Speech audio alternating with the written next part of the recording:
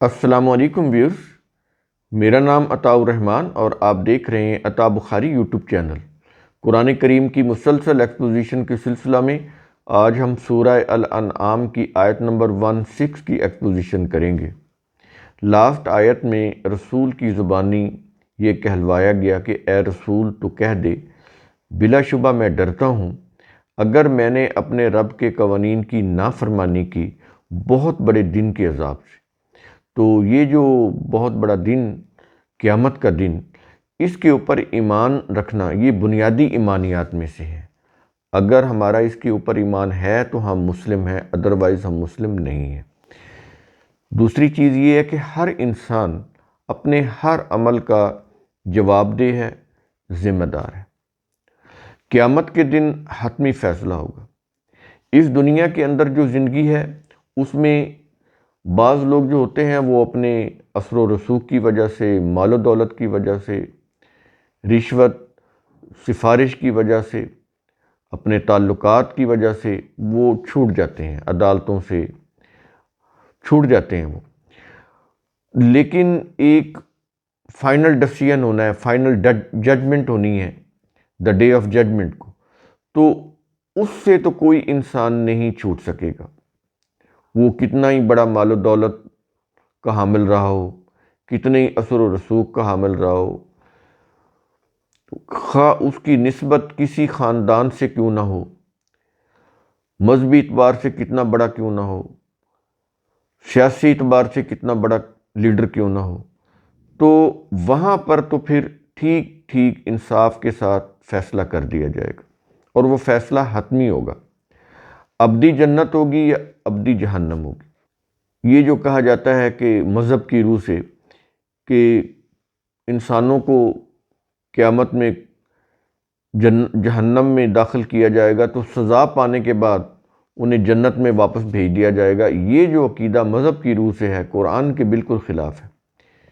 اللہ نے اپنی کتاب کے اندر انسانوں سے ایسا کوئی وعدہ نہیں کیا کہ وہ قیامت میں انسانوں کو ان کی اعمال کی سزا کے لیے جہنم بھیج کے وہ سزا پوری کر کے ان کو جنت میں داخل کر دے گا، تو ایسا کوئی وعدہ اللہ تعالیٰ نے انسانوں سے نہیں کیا۔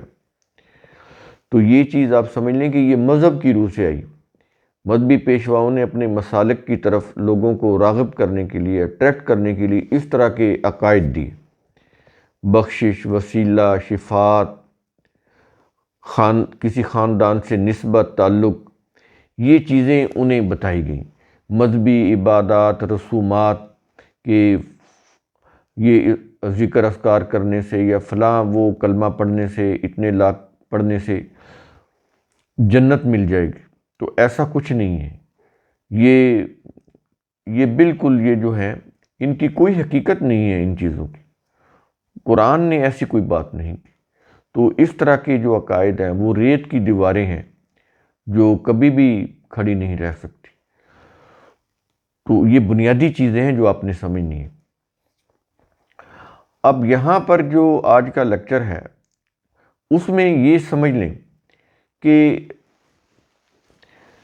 اللہ تعالیٰ کا جو عذاب ہے وہ ٹلتا نہیں ہے، لیکن اس آیت میں جس کے اوپر ہمارا لیکچر ہے اس میں یہ کہا یہ جا رہا ہے کہ اس دن عذاب کو ٹال دیا جائے گا۔ تو اس سے کیا مراد ہے؟ آج کے لیکچر سے متعلق ایک چیز آپ پہلے سے کلیئر کر لیں، آپ کے اوپر واضح ہو جائے قرآن کے اصولوں کی روشنی میں، کہ انسانوں کی جو بغیر کسی ارادے کی لغزشیں، کمی، کوتاہیاں، وہ قابل معافی ہیں، لیکن جو لغزشیں، جو جرائم ارادے کے ساتھ،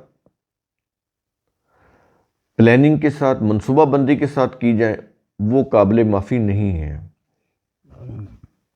اگر دنیا میں زندگی میں ہی ان کا مداوع کر لیا جائے تو پھر وہ قابل معافی ہو سکتی ہیں، کہ جو غلطیاں ہیں، جو برائیاں ہیں، ان سے زیادہ اچھائیاں کر دی جائیں، اچھائیوں کا وزن بڑھا لیا جائے برائیوں کے وزن سے۔ یعنی سمجھانے کے لیے قرآن بات کرتا ہے نا، میزان کی بات یہ سمجھانے کے لیے ہے کہ یوں سمجھو کہ اچھے اعمال اور برے اعمال ان کا وزن ہے، ان کے اوزان ہیں۔ تو اگر ایسی چیز ہو جائے تو پھر اپنی اچھائیوں کی جو وزن ہے ان کو بڑھاؤ، جو غلط کام کیا ہے اس کو انڈو کرو، پہلے تو اس کو چھوڑو، کسی کے ساتھ حق تلفی کی ہے تو اس کا مداوع کرو۔ یہ چیزیں اس دنیا کے اندر اگر یہ چیزیں کر لی جائیں تو پھر آخرت میں کوالیفائی کر جائے گا انسان۔ لیکن اگر مہلت کا جو وقفہ ملا ہوا ہے اس کے اندر یہ چیزیں نہیں کی گئیں تو پھر آخرت میں وہ پھر ڈسکوالیفائی ہو جائیں گے۔ کوئی رشوت، کوئی سفارش، کوئی شفاعت، کوئی نسبت، کوئی وسیلہ، کوئی بخشش، کوئی مذہبی رسوم، کوئی ذکر اذکار کچھ کام نہیں آئیں گے۔ یہ چیز آپ ذہن میں رکھ لیں، یہ بنیادی چیز ہے، آپ اس کو سمجھ لیں، کیونکہ یہ چیزیں بہت عام ہیں، لوگوں کے اندر راسخ ہو چکی ہیں، لوگوں کے خون میں شامل ہو چکی ہیں۔ یہ جو ہیں بخشش، وسیلہ، شفاعت کہ رسول بخشوا لیں گے، یعنی اللہ کا قانون مکافات دیکھتا رہ جائے گا اور رسول جو ہیں وہ مجرموں کو چھڑا کے لے جائیں گے۔ یہ چیزیں دی ہوئی ہیں مذہب کی روح سے، اسی لیے تو لوگ مذہب کی طرف جاتے ہیں کہ وہ ان کے لاشعور میں یہ چیز ہوتی ہے کہ وہ جتنا بھی جرائم کر لیں تو ان کے مذہب کی کچھ چیزیں کر لیں گے، کوئی مذہبی رسومات وہ ادا کر لیں گے تو معافی ہو جائے گی۔ سال میں جو بھی برائیاں کی ہیں ایک حج کر لیں گے تو سارے ان کے گناہ معاف ہو جائیں گے۔ صبح کی نماز پڑھی ہے تو ظہر کی نماز تک جو ناپ تول میں کمی کی ہے، جو رشوت لی ہے وہ معاف ہو جائے گی۔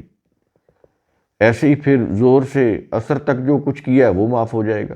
یعنی اس طرح انہوں نے کیا ہوا یہ چیز۔ ایک سال میں یا زندگی میں ایک دفعہ صلاۃ و تسبیح پڑھ لیں گے تو سارے گناہ معاف ہو جائیں گے۔ جو بھی قتل کیا ہے، جو بھی کسی کی عزت لوٹی ہے، کسی کا مال لوٹا ہے، یہ سارا معاف ہو جائے گا ایک صلاۃ و تسبیح زندگی میں ایک بار پڑھنے سے۔ تو یہاں تک وہ چیزیں کی ہوئی ہیں۔ کلمہ جو ہے وہ 1,00,000 بار یا 1,25,000 بار پڑھنے سے وہ ایڈوانس جنت کی اس کو ضمانت دے دی جاتی ہے۔ یہ چیزیں بتائی گئی ہیں مذہب کی روح سے۔ تو اللہ تعالیٰ نے اپنی کتاب کے اندر انسانوں کے ساتھ ایسا کوئی وعدہ نہیں کیا۔ یہ چیزیں آپ بنیادی طور پر سمجھ لیں۔ تو قیامت کے دن جو انسانوں کی چھوٹی چھوٹی غلطیاں ہیں، کمیاں ہیں، کوتاہیاں ہیں، وہ صرف نظر کر دی جائیں گی، کیونکہ وہ ارادے کے ساتھ نہیں تھیں۔ اگر ارادے کے ساتھ بھی تو وہ بہت معمولی غلطیاں تھیں، معمولی کوتاہیاں تھیں، کمیاں تھیں، چھوٹی چھوٹی لغزشیں تھیں۔ اللہ کا قانون ان چھوٹی چھوٹی لغزشوں کے اوپر انسانوں کو نہیں پکڑتا، ان کو جہنم میں نہیں ڈالتا۔ جو بڑی لغزشیں ہیں، بڑی غلطیاں ہیں، جرائم ہیں، اور وہ بالارادہ کیے ہوئے ہیں، پورے ارادے کے ساتھ، منصوبہ بندی کے ساتھ، پلاننگ کر کے، تو ان کے لیے تو پھر انسان کو قابل مواخذہ، وہ قابل مواخذہ ہیں، وہ معاف نہیں ہیں، وہ تو پھر ریکارڈ کے اندر ہیں۔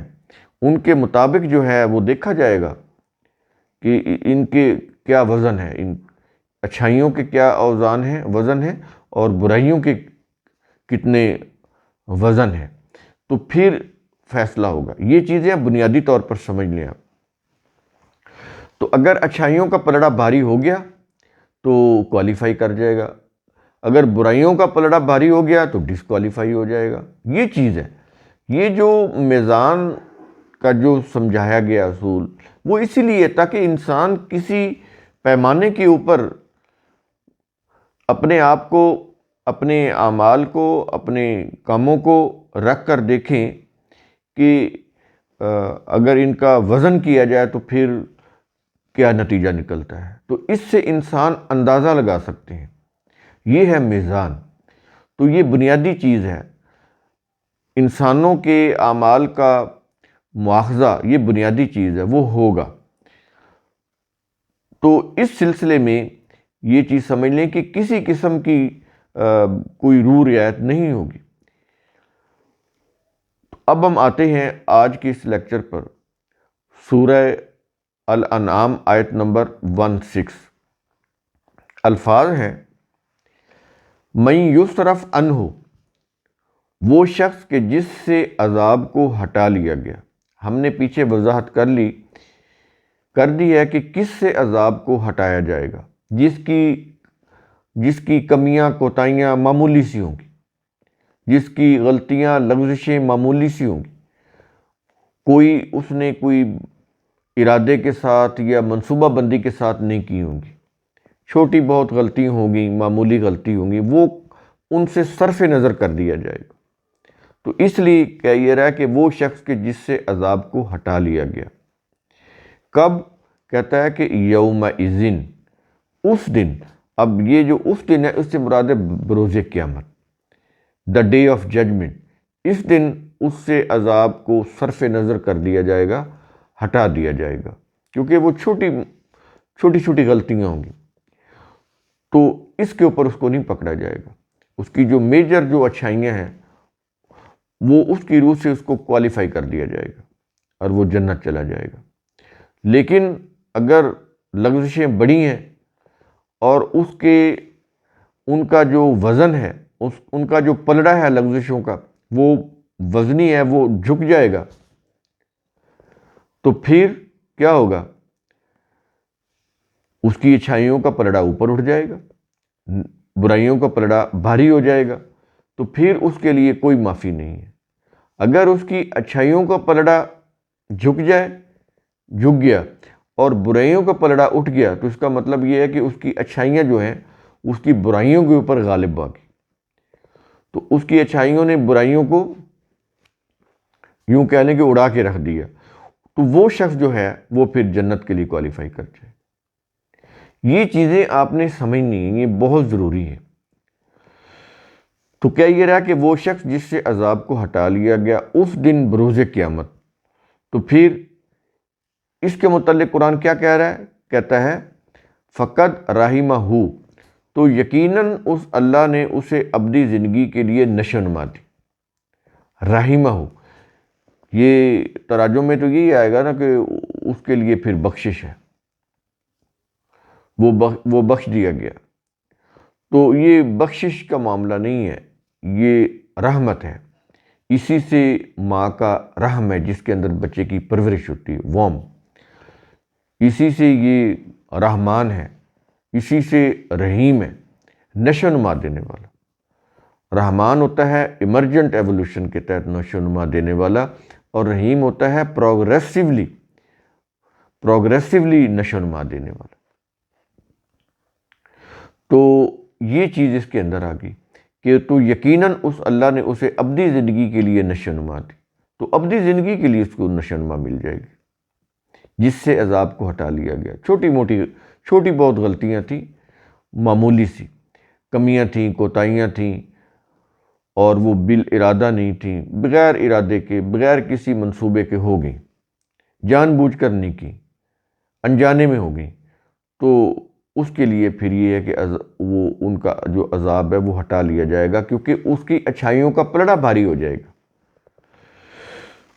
اور آیت کے آخر میں ہے، کیا یہ رہا ہے کہ وَذَلِكَ الْفَوْزُ الْمُبِينُ، اور وہی واضح کامیابی ہے، یعنی قیامت کے دن جو کامیابی ہے وہ بڑی واضح کامیابی ہے، اور اس دن جو ناکامی ہوگی وہ بھی بڑی واضح ناکامی ہوگی، کیونکہ یہ حتمی فیصلے کا دن ہے، حتمی فیصلہ ہوگا، جنت یا جہنم۔ تو یہ بنیادی چیزیں ہیں جو آج کے لیکچر میں ہم نے آپ کو بتائیں۔ جب تک آپ ان کے اوپر غور و فکر نہیں کریں گے، ان کو نہیں سمجھیں گے، ان کے اوپر ایمان نہیں رکھیں گے، اس وقت تک نہ قرآن سمجھ آ سکتا ہے، نہ آپ اپنی شخصیت کو نکھار سکتے ہیں، نہ اپنے آپ کو ریکٹیفائی کر سکتے ہیں، یعنی اپنی اصلاح نہیں کر سکتے۔ تو یہ چیز اس وقت ہوگی جب آپ یہ جو قرآن کے بنیادی کانسیپٹ ہیں ان کو سمجھیں گے، تو اگر ان کو سمجھیں گے تو پھر ہی اس قابل ہو سکیں گے ہم کہ ہم اپنی اصلاح کر سکیں، اپنی شخصیت کی نشو و نما کر سکیں، اپنی شخصیت کو قرآن کے جو قوانین، ضابطے، اصول ہیں ان کے مطابق ڈھال سکیں، اس سانچے میں اپنی شخصیت کو ڈھال سکیں جو قرآن نے دیا ہے۔ تو قرآن کریم کا اصول ثم تتفکروا، اس کی روح سے آپ خود بھی سوچا کریں، سمجھا کریں، غور و فکر کیا کریں۔ شکریہ۔